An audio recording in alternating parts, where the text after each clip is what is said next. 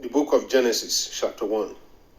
In the beginning, God created the heaven and the earth was without form and void, and darkness was upon the face of the deep. And the Spirit of God moved upon the face of the waters. And God said, Let there be light, and there was light. And God saw the light that it was good. And God divided the light from the darkness. And God called the light day, and the darkness he called night. And the evening and the morning were the first day.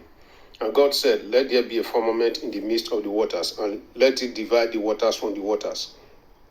And God made the firmament and divided the waters which were under the firmament from the waters which were above the firmament, and it was so. And God called the firmament heaven, and the evening and the morning were the second day. And God said, Let the waters under the heaven be gathered together unto one place, and let the dry land appear, and it was so. And God called the dry land earth, and the gathering together of the waters called he seas. And God saw that it was good. And God said, Let the earth bring forth grass, and the herb yielding seed, and the fruit tree yielding fruit after his kind, whose seed is in itself upon the earth, and it was so. And the earth brought forth grass and herb yielding seed after his kind, and the tree yielding fruit whose seed was in itself after his kind. And God saw that it was good. And the evening and the morning were the third day. And God said, Let there be lights in the firmament of the heaven to divide the day from the night, and let them be for signs and for seasons and for days and years. And let them be for light in the firmament of the heaven to give light upon the earth, and it was so. And God made two great lights, the greater light to rule the day, and the lesser light to rule the night. He made the stars also, and God set them in the firmament of the heaven to give light upon the earth, and to rule over the day and over the night, and to divide the light from the darkness. And God saw that it was good.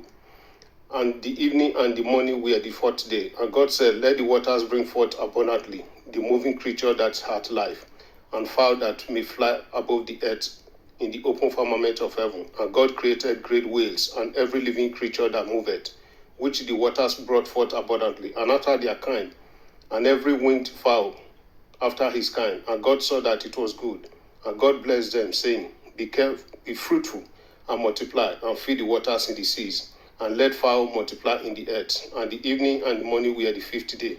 And God said, Let the earth bring forth the living creature after his kind, cattle and creeping thing, and beast of the earth after his kind. And it was so. And God made the beast of the earth after his kind, and cattle after their kind, and everything that creepeth upon the earth after his kind. And God saw that it was good.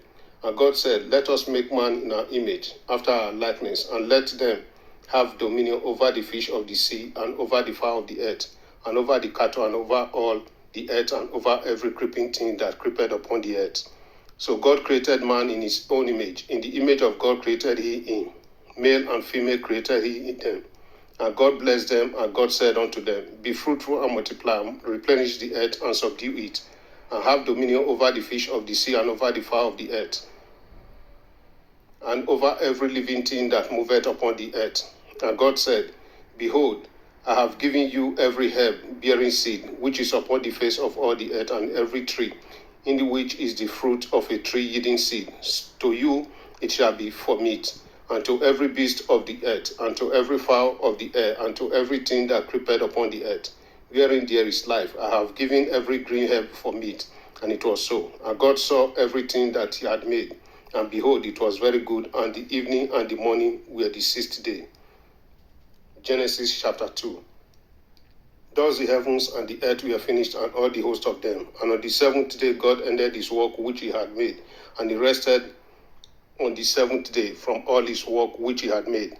And God blessed the seventh day and sanctified it, because that in it he had rested from all his works which God created and made. These are the generations of the heavens and of the earth which they were created, in the day that the Lord God made the earth and the heavens, and every plant of the field before it was in the earth, and every herb of the field before it grew. For the Lord God had not caused it to rain upon the earth, and there was not a man to till the ground. But there went up a mist from the earth, and watered the whole face of the ground. And the Lord God formed man of the dust of the ground, and breathed into his nostrils the breath of life, and man became a living soul.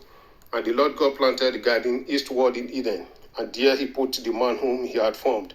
And out of the ground made the Lord God to grow every tree that is pleasant to the sight, and good for food, the tree of life also in the midst of the garden, and the tree of knowledge of good and evil. And a river went out of Eden to water the ground, and from thence it was parted, and became into 4 heads. The name of the first is Pison, that is it, which compasseth the whole land of Havilah, where there is gold. And the gold of that land is good. There is Bethlehem, and the onyx stone. And the name of the second river is Gihon. The same is it that compasseth the whole land of Ethiopia. And the name of the third river is Hiddekel, that is it, which goeth towards the east of Assyria. And the fourth river is Euphrates. And the Lord God took the man and put him into the garden of Eden to dress it and to keep it. And the Lord God commanded the man, saying, Of every tree of the garden thou mayest freely eat, but of the tree of the knowledge of good and evil thou shalt not eat of it. For in the day that thou eatest thereof thou shalt surely die. And the Lord God said, It's not good that the man should be alone. I will make him an helpmeet for him. And out of the ground the Lord God formed every beast of the field and every fowl of the air, and brought them into Adam to see what he could call them.